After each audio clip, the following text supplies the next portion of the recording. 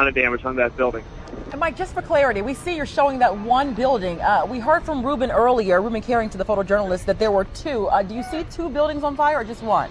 Well, I can see one lengthy stretch of building here. I can't see exactly where I am if it's divided into two, but it's pretty much an entire block of apartments here. What Van is showing you right now is the side end of one, and it continues down several hundred more feet. It looks to me like it is one building or perhaps maybe two butted together in an L shape. But they are clustered together. These are old brick apartments here around 24th and Bird Neck. It appears to me to be one building is the same. Most of the damage, in fact, you can still see the flames. They're trying to fight coming out of the roof right here. It could be two buildings because they're all butted together in L shapes. So it could be as many as two. We have a couple trees blocking our view, but no doubt about it. Any way you want to look at this, a significant amount of damage here, and who knows what else when crews get in there. I mean, just looking at that image, too, the top of that building right there where clearly something hit, it's just giving us chills back here in the studio. Yeah, and as soon as I left the studio, I started getting phone call after phone call from a lot of people who work down here in the Alaskan Road, the Bird Neck Road area, asking me what was going on, and they started sending me pictures. And we started seeing the smoke on the Broad Creek Bridge in Norfolk. Oh, wow. Heading out here, we could see the smoke starting to come up through the sky there. Then we could see clearly in the distance past Town Center. And as we got to the Bird Neck Road off-ramp, we had to park and just start hustling into the scene.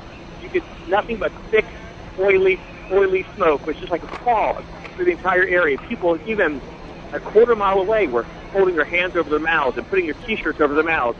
And when this wind blows and the smoke gets you, you can feel that thick, fuely residue in the air from the smoke. So clearly a lot of fuel involved here, which is always the worry when time an aircraft goes down. They carry so much fuel on board here, and there's really no time to do anything about it.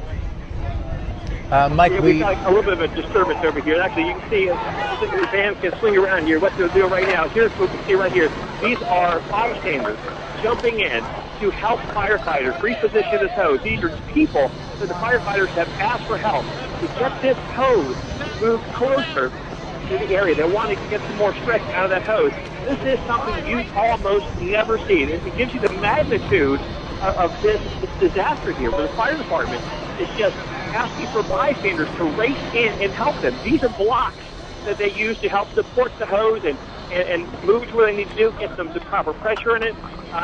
These are all people, all bystanders being asked to help here. Now they're now positioning that hose to get a little better purchase out of the hose, to get it in a better position to fight that fire. But they just put out a call for people to help, and this is exactly what they're doing. And now they're stacking up these blocks here. What these blocks will do is allow a truck and ambulances to get over those hoses and into that area without damaging it. This is kind of a tricky situation because they have to put down this hose. This is a massive firefighting hose. They're going to try to get this truck here that you see coming in live now, something that is almost never done. They're going to try to get this truck over those lines if they can and into the fire area. This is a truck that can get a lot of water onto the apartments quickly. This is something you almost never see here. The hose is down first, and they certainly cannot break that hose. They don't want to interrupt the water flow. Some of these hoses were put down just immediately to try to get some help to get that fire under control.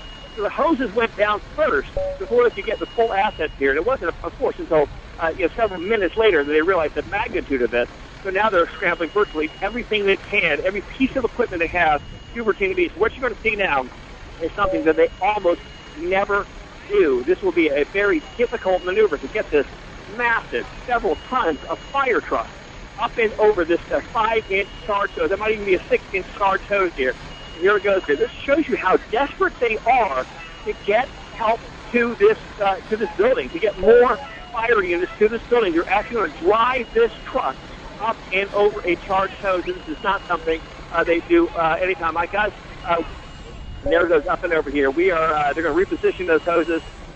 The spokesperson for the fire department is here, and I'm going to just get a few words from him in just a moment, and I will be back to you as soon as possible. We're going to continue broadcasting live here from the scene of this almost unimaginable disaster for Virginia-Beach. News Channel 3's Mike Mather reporting live from Bird Neck Road in Virginia-Beach. He's been showing us now just the amazing pictures for the past couple of minutes ago of how we were able to see the bystanders just helping out. Let's see if we can list it in and find out what they're talking about. Hi, Tim Riley. Right now we have in the preliminary stages, we are confirming that there is one military aircraft from Oceania that has crashed into the apartment complex behind us. Two pilots were transported to a local hospital, and that's all I'm going to. They both were conscious. That's all I'm going to report on that. In the apartment complex, we do not have any confirmation yet of injuries. We're still in the stages of extinguishing the fire. We have to do some extensive searches in those buildings. I know it's a brief report out right now, but that's all I can really actually confirm on. We're in the early stages of this. One of the good things about this is we have had two mishap drills, and we will do a unified press release in about another hour as soon as we can get all the facts together.